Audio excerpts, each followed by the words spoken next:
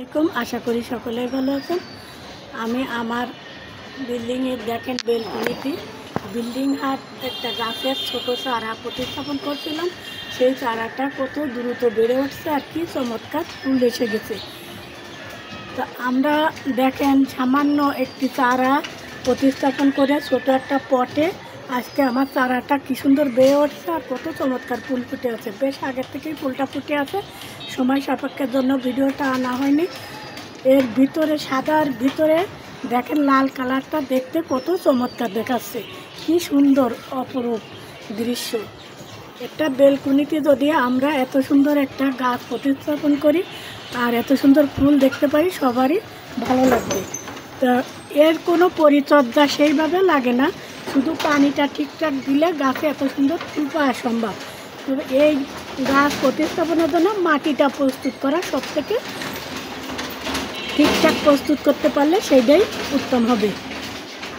আমি এই মাটিটা যখন তৈরি করছিলাম গাছটা প্রতিস্থাপনের জন্য 1 ভাগ গার্ডেন সয়েল, 1 ভাগ বালু আর 1 ভাগ ভারী কম্পোস্ট, আমার ছাদের যে পাতা পচা সারটা আছে ওই পাতা পচা সারটা এটা লাগিয়ে নিয়েছিলাম। আর এই পাতা পচা সারের সাথে আমি 1 চামচ নিম খোল মিশিয়ে মাটিটা প্রস্তুত করেই তবে আমি গাছটা প্রতিস্থাপন করছিলাম।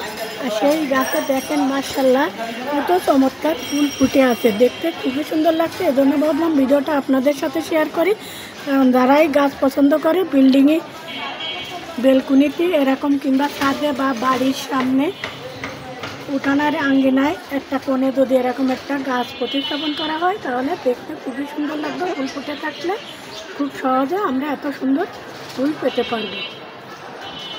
আমি এর পরিচর্যা যখনই একটু বেড়ে উঠছিল তখনই আমি শাখা কেটে দিয়েছিলাম। তা দেখলেই বুঝবেন যে প্রথম শাখা কেটে দেওয়াতে কতটা শাখা বেড়ে উঠছে, এটা একটা ডাল থেকে কতটা শাখা বেড়ে আসছে, যার জন্য একটা ঝাঁকড়ালো মনে হচ্ছে। ওইভাবে যখনই একটা শাখা বের হয়েছে আমি মাথা কেটে দিছি, ফিরে শাখা বের হলে এইভাবে আমি বেলকুনিতে গ্রিলের সঙ্গে বাইয়ে দিছি। আর দেখেন কি চমৎকার ফুল ফুটে আছে, দেখতে খুবই ভালো লাগছে।